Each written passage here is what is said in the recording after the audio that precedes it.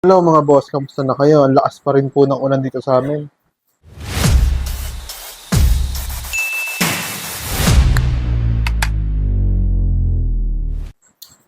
Yan, maghahapunan na. Pero wala pa rin akong maisip kung anong masarap kainin mga boss. Nakakatamad na pag ganitong malamig, maulan, nakakatamad kumilos, gumalaw.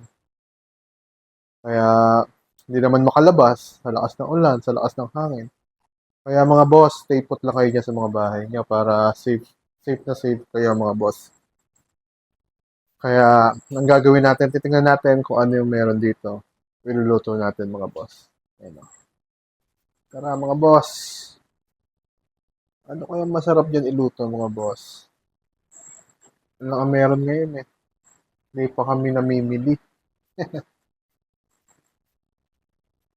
Ayun o. Corn beef, sardinas, yung mga pasta. Ito, carbonara pasta.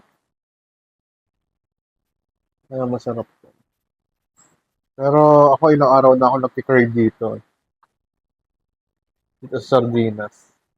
Parang ang tagal ko lang din nakakain yan eh. Diba? Sarap yan mga boss.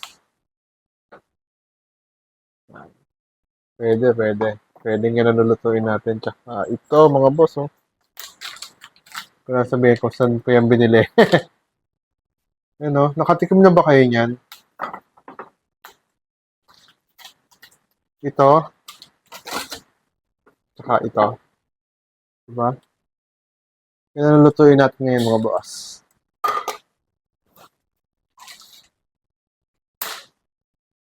Yan no. Tara mga boss.